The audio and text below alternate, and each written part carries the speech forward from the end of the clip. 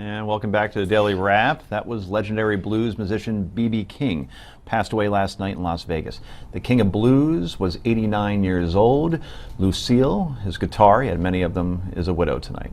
Okay, Rick, just a quick reflection on B.B. King. I know you. Yeah, as a blues fan, I'm certainly a very big B.B. King fan.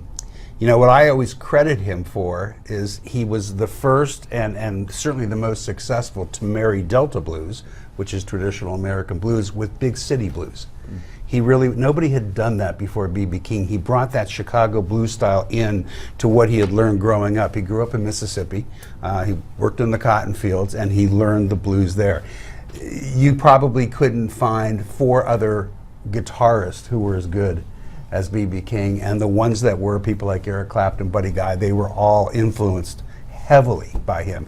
It's a great, great, great loss. He toured more than anybody.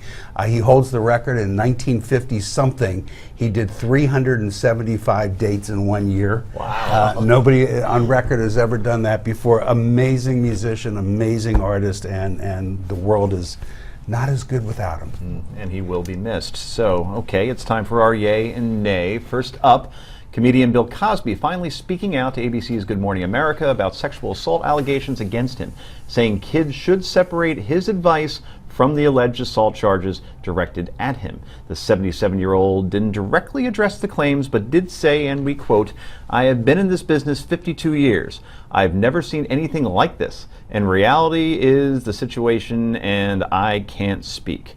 When asked about his legacy, the former Cosby Show dad didn't seem too worried, saying he has a lot of plans for future projects.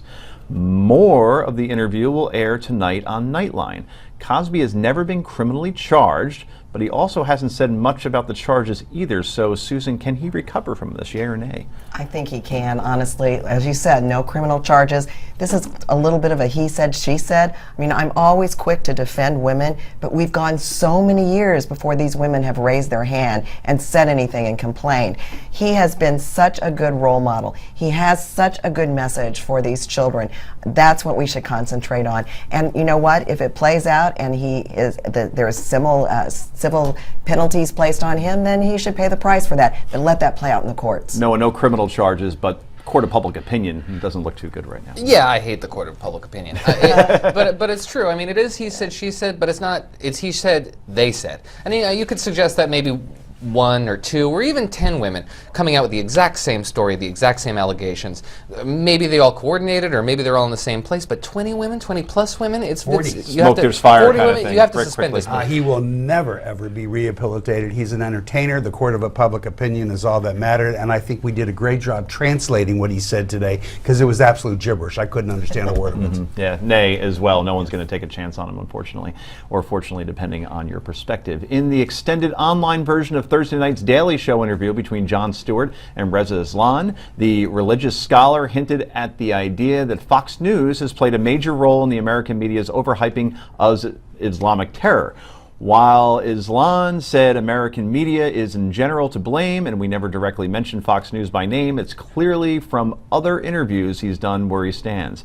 Is Fox responsible for spreading Islamic fear, yay or nay, Noah Rothman? Nay, it's so obnoxious. The fact that Fox News has noticed that there's a global Islamic war going on, and that there's a brutality every day, and we're fighting literally a caliphate in the Middle East, it's not Fox's fault that it's being aware of that fact. We're almost out of time. A yay or nay quickly. Well, it's not Fox News' fault, absolutely not, but it's good publicity for Fox. My gosh, that's the second time this week they've gotten punched around for something. That's true. It's just not that simple. There's more to it than that. There is some nuance, that's true. Well, thank you for joining us tonight.